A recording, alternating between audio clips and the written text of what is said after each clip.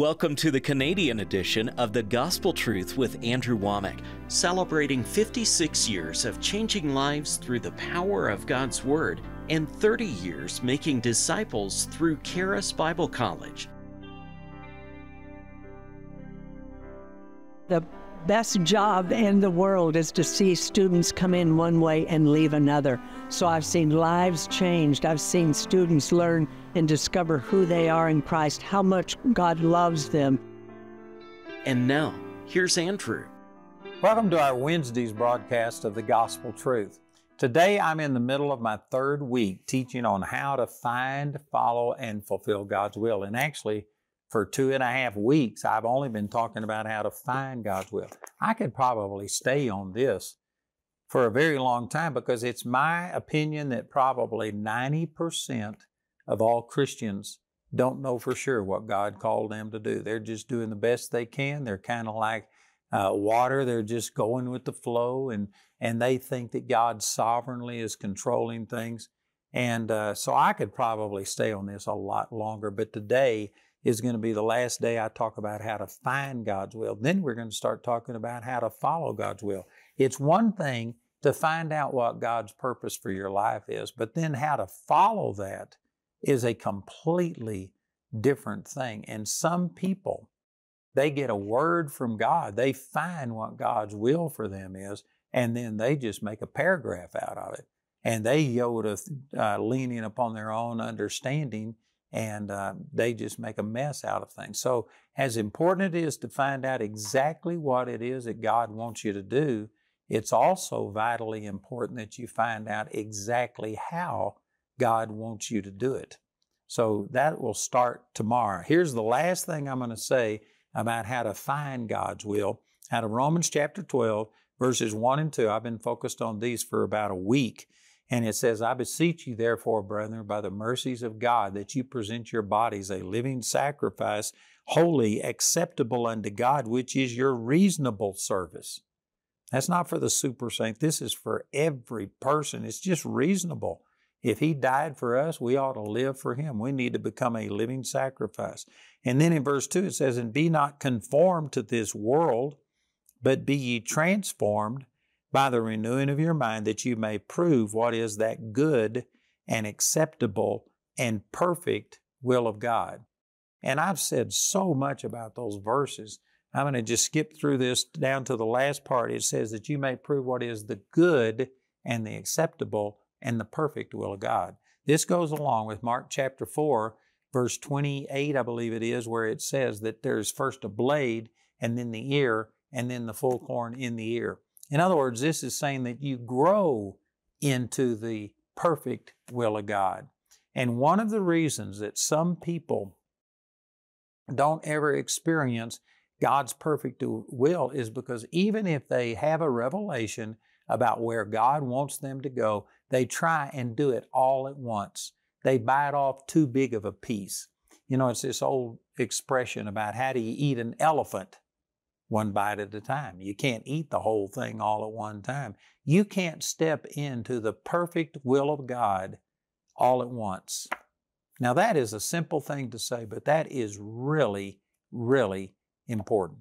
And I tell you, in the beginning of my ministry, when I came back from Vietnam and I realized that God had called me into the ministry, I knew that God wanted me to be reaching people all over the world. And I don't know exactly how I knew it. It was just a revelation from God. I knew it wasn't going to be just a little church. Now, I pastored 3 little churches, and I'm not discrediting that. If that's what God calls you to do, that's great. But I knew that I was supposed to be reaching people all over the world. And the first little church that I pastored in Seagoville, Texas, had about 12 people in it. Then when I went to Childress, Texas, we jumped up to about 50 people. And then when I went to Pritchett, Colorado, we had 100 people coming in a town of 144 people. And so I was seeing some growth and I was seeing good things happen, but I was just frustrated because I knew that I was supposed to be reaching people all over the world. And even though those 100 people were important and I loved them, I was frustrated because I was constantly trying to do more. So I went on radio and man, I was trying to expand and do all of these things. And it was just constant frustration. And then on July the 26th, I believe it was, 1999, I was planning on going on television, and that's another story, but the Lord had shown me that. I was already making plans. We had hired somebody to help me start going on television, and the Lord woke me up at 3:05 in the morning and told me the time has come. And I mean, I don't think it was an audible voice, but it woke me up out of a dead sleep. And I sat up and said, the time for what? And I got up and started praying. And again, it's a long story, but the Lord told me the time has come for you to start your ministry. Now, the Lord touched my life in 1968 and called me into the ministry. And I had already pastored 3 churches. And then I'd gone on radio and I was beginning to travel. And we were seeing some good things happen. But that was in 1968. And this was in 1999. So that was 31 years later. And when I started on television, would be 32 years after God had touched my life, the Lord finally spoke to me and said, the time for your ministry to start has come. And you know, that was discouraging and encouraging all at the same time. It was discouraging to think that for 32 years, everything I'd been doing was just preparation. But we had seen good things happen. I'd seen people raised from the dead. I'd seen lots of people born again, baptized in the Holy Spirit. We were seeing the miracle power of God. People's lives were being changed. And if all of that was just preparation, well, then that meant that it had to get better after that. So that was encouraging, but a little bit discouraging to think that 32 years was just preparation. But that has been true. And did you know, I can look back and tell you that when we started on television, it's like my ministry just started. That's what God called me to do. That's how He wanted me to do this. But if I would have tried to go on television in 1968 when I was 18 years old, first of all, I didn't know anything. I didn't have anything to tell people other than that, man, I had experienced God and I was overwhelmed and excited. I could have shared emotion with them and stuff like that, but I didn't know the Word of God. And I certainly wouldn't have been able to finance all of these things. It took 32 years. Now, it doesn't have to take 32 years for you because I'm not the sharpest knife in the drawer. I'm convinced that I could have done things a lot better than I did. But despite all of that, I'm just thrilled to be in a position where God has opened up these doors. And now we are able to minister to a potential of 6 billion people per day. That's phenomenal. And there's other things. God's got probably some of the biggest steps of faith to reach out and to touch more people than I've ever had in my entire life. We are just now coming to that place. So we haven't peaked yet. We are still growing and expanding. But my point is that there was a growth process. And see, if you don't understand this, there are people, I'm convinced that there's people watching this program right now who you have a glimpse of what God wants you to do. But you're just trying to get it all done in one time. One of the greatest lessons that I've ever learned is right here, that you find first the good, then the acceptable, then the perfect will of God. First a blade, then the ear, and then the full corn in the ear. So now when the Lord says something to me, I may see the end result and see where we're going, but my immediate thought is, all right, what is the first step? What is a step I can take in the direction that God wants me to go? And I just realized it's got to be done in bite-sized pieces. You know, when the Lord told me to start the Bible college, man, we just started. And I mean, we only had 30 people to start. Now we have around 9,000 people in our Bible college at any one time, and that's in 53 locations around the world. We've got our main campus in Woodland Park, Colorado, and it has about around 1,100 people in the main campus. But when we started with 30 people. I thought that we would start with 100. It was less than what I thought, and yet I just had to get started. And did you know that we didn't have near the things that we've got? Now we've got some student housing going. We've got so many things. We had syllabus that we printed up. We've got We've got procedures. We've got a handbook. We've got things. But did you know when we started the Bible college, we just got started? I actually had one of my friends come to our Bible college, and he was very impressed, and he wanted to go back and start a Bible college in his church. And so he sent me some things, and I think it was 5 pages, and the last page, I let my staff fill in all of the other things about how do you handle this, how do you handle registration, and on and on and on it goes. But the last question was something that they felt I was the only one that could answer it. And so the question was, knowing what you know now, would you have done anything differently?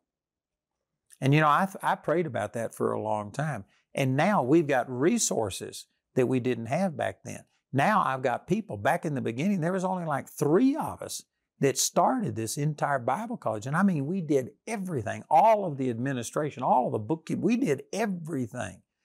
And so we didn't have the people resources. We didn't have the financial resources. We didn't have anything already videoed that we could supplement and send out to other locations. And so where we are now doesn't even compare to where we were 30 years ago when we started. And so as I thought on this question about would I do something different, did you know, I thought about it and I thought I'd do a million things different now, but back then, based on the resources that we had, based on the experience that we had, the maturity level that we had and everything, I did the very best I could do. And I responded by saying, look, if you wait until you get all of the people and all of the resources and all of the facilities and everything, you'll never get started.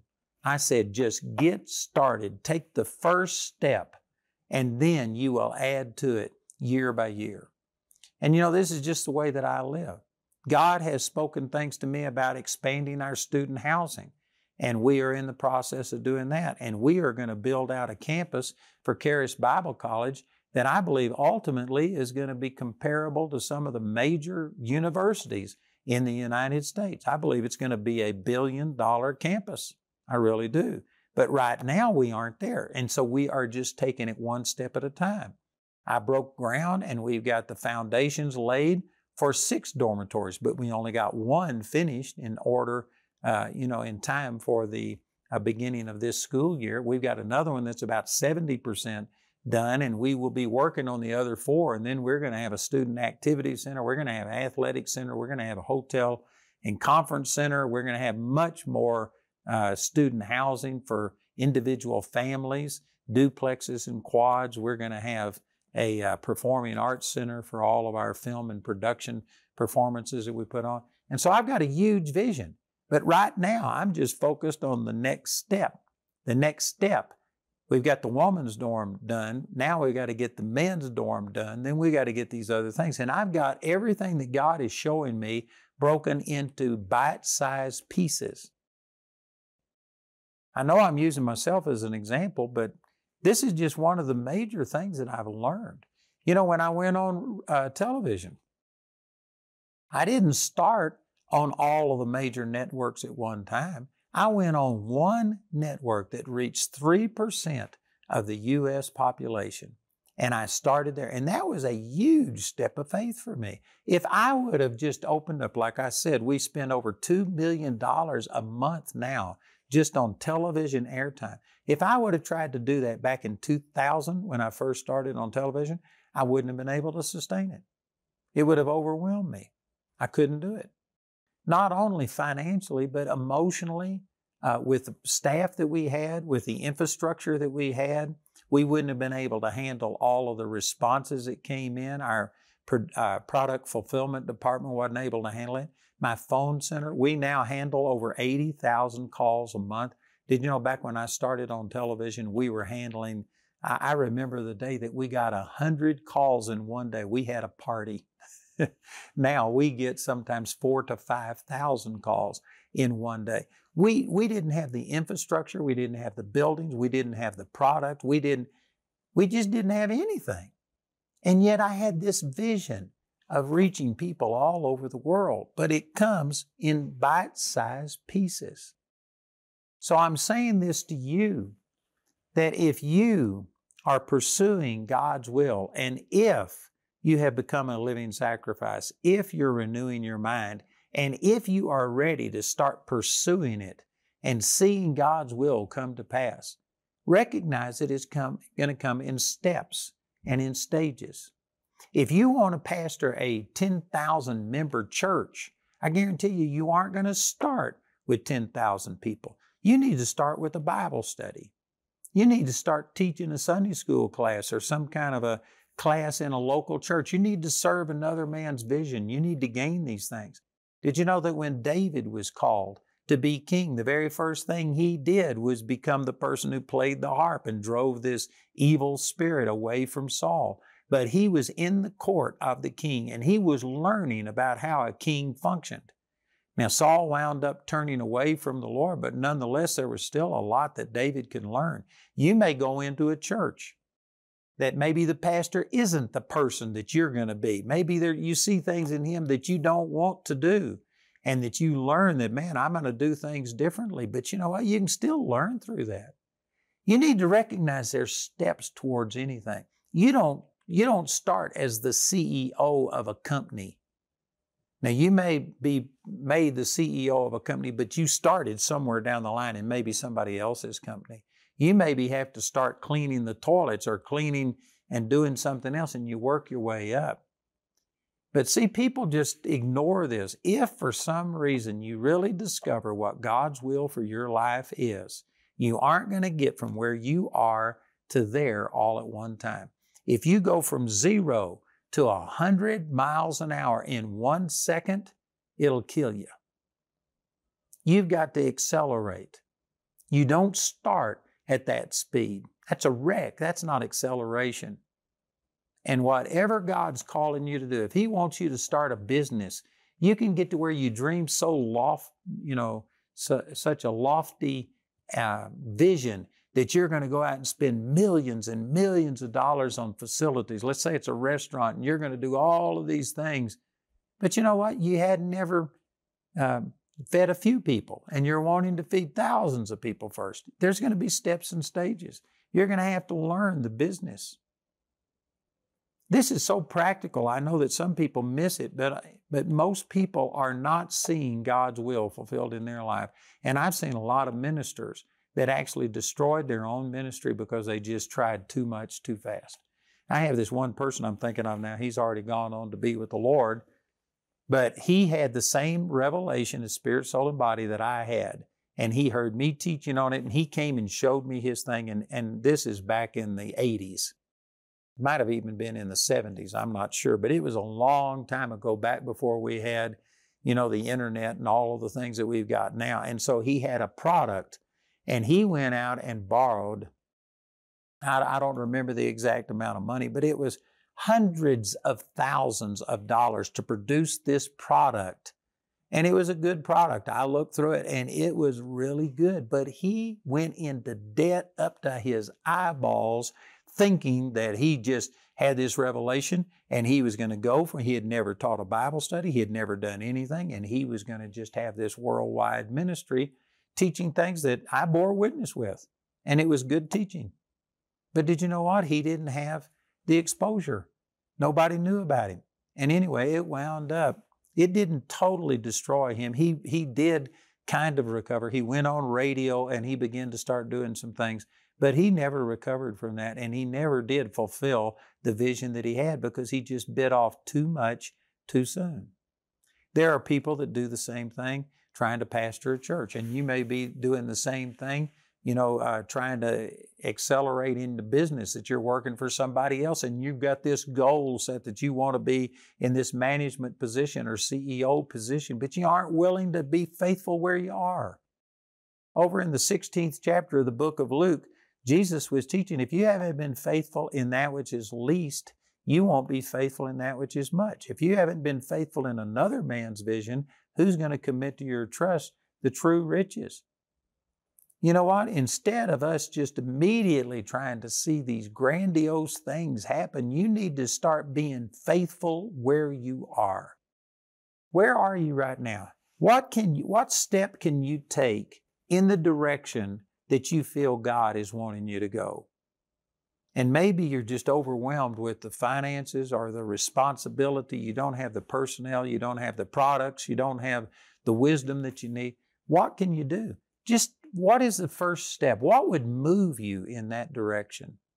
And you take that step. And if you take that step, then God will show you the next step. But why would God show you step 1 through 1,000 if you aren't even being faithful with the thing that you could do right now?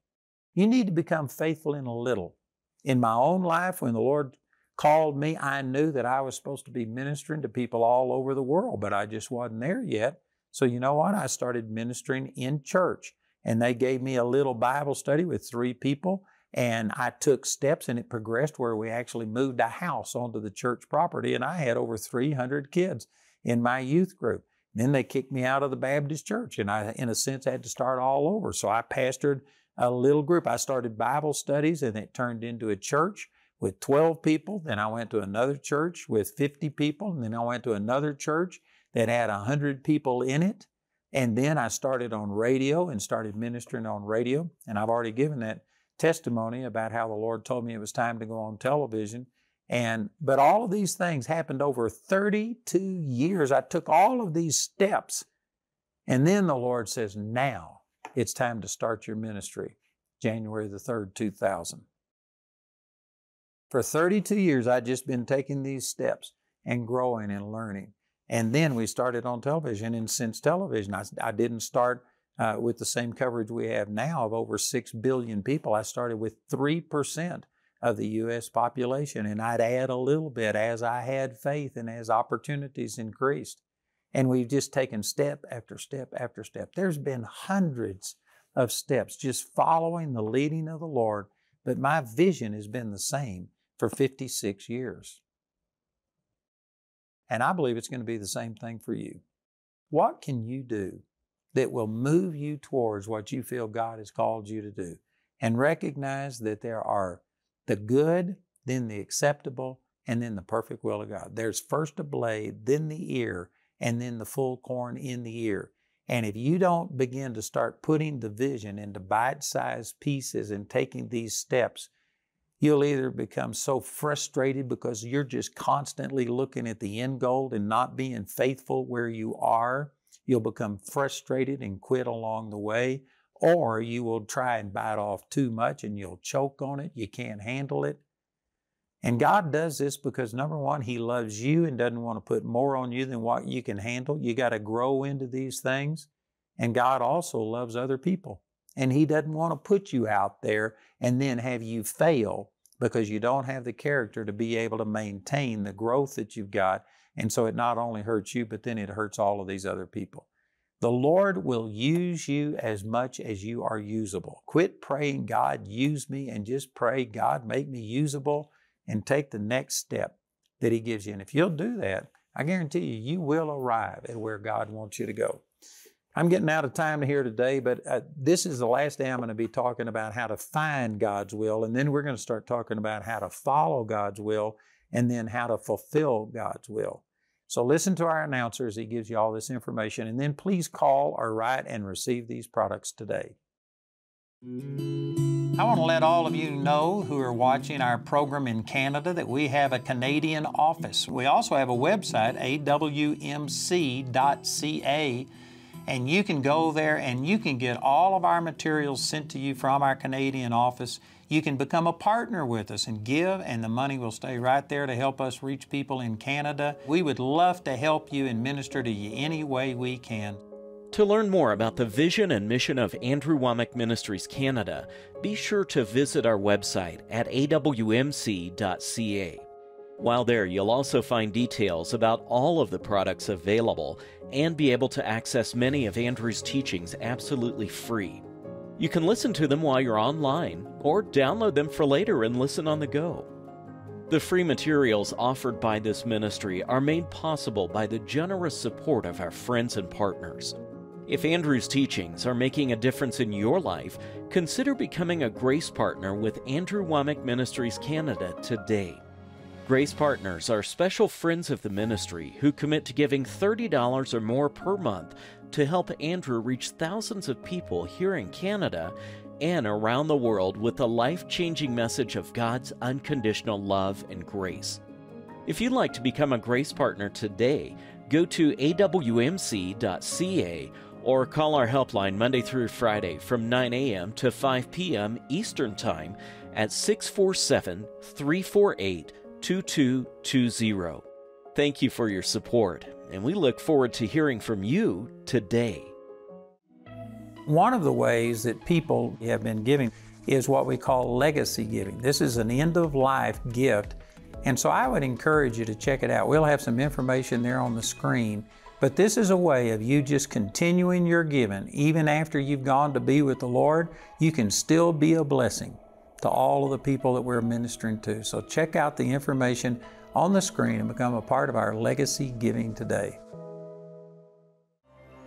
All right, so in the name of Jesus, here we go. 1, 2, 3. We have officially broke ground. Praise God. Thanks to the support of our friends and partners, Andrew has continued the expansion of our Charis Bible College campus so that we can raise up more disciples to take the gospel further and deeper than ever before. Because you play such an important role in raising up this next generation, Andrew has decided to give monthly construction updates so that you can see the progress of what your giving and prayers have produced. Visit awmi.net/Charis Campus to see our most recent update today. Andrew is offering his new booklet, How to Find, Follow, and Fulfill God's Will, as his free gift to you today. This offer is limited to one free booklet per household and is available in the US, UK, Canada, and Australia. Contact us today to receive your free booklet. Andrew's complete series, How to Find, Follow, and Fulfill God's Will, is available as a book and as a newly released CD album, TV DVD album, or as a USB made from our daily television broadcast. This teaching is also available as 3 comprehensive study guides. The full series is available as 3 individual teachings: How to Find, How to Follow, and How to Fulfill God's Will. These teachings are available as DVD albums or as a complete USB recorded live from a ministry event. Each of these valuable resources are available for a gift of any amount when you contact us. Go to our website at awmc.ca to see all the ways you can get these products. You can call the Andrew Wommack Ministries Canada Helpline Monday through Friday from 9 a.m. to 5 p.m. Eastern Time at 647-348-2220 to order. You know, we've got Christmas coming up, and the best Christmas present that I think you could give anybody would be this living commentary. It's a digital commentary that you could get on your phone as well as on your laptop. But it is my commentary on over 27,000 verses in the Bible. And we've got special deals that go along with this, some add-ons that go with it, and it would just be a tremendous Christmas present. So please take advantage of this today.